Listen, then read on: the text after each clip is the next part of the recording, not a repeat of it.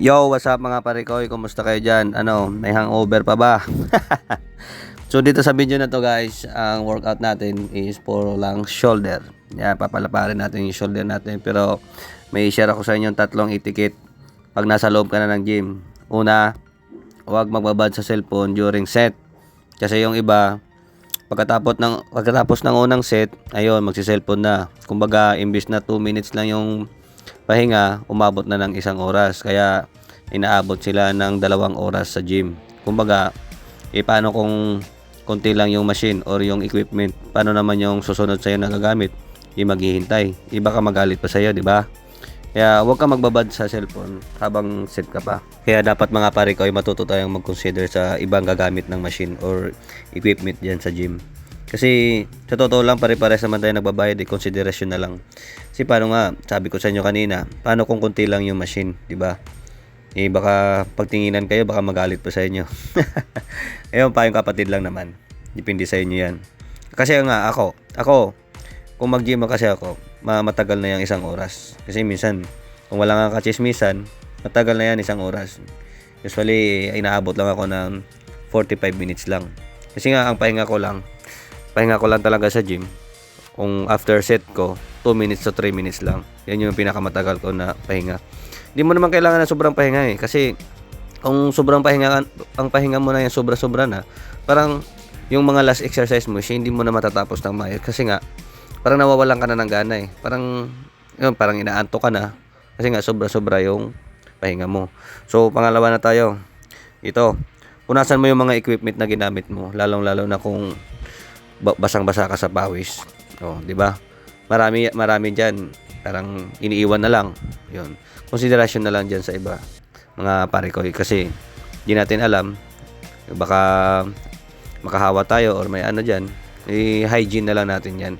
Mas maganda na 'yon na pagkatapos natin gumamit ng equipment, kung nakita natin na medyo basa ng pawis, punasan na lang. Siguro naman meron naman mga pamunas diyan sa gym yung mga bottle na may pang-spray. Pwede 'yun.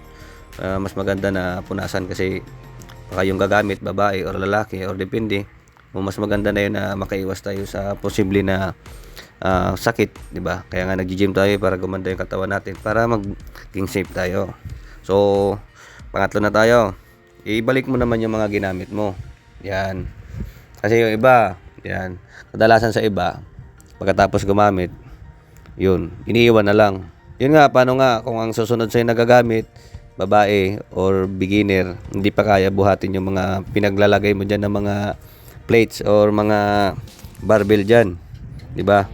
Konsiderasyon na lang yan mga pare ko, para sa iba, para walang masabi sa'yo, di ba?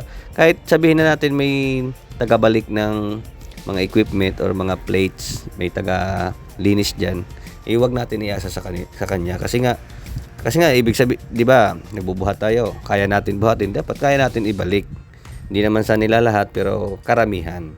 Karamihan talaga diyan sa mga nagbubuhat na lalong-lalo na sa iba na baguhan.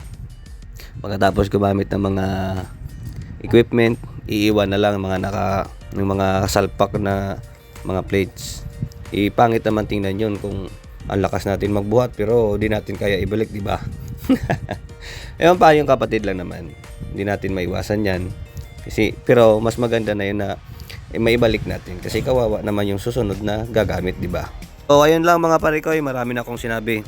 Kung gusto nyo itong gayahin na exercise para to sa shoulder at real delts, basta count lang kayo ng 4 sets at 15, 10, 8, 6 reps, yun lang.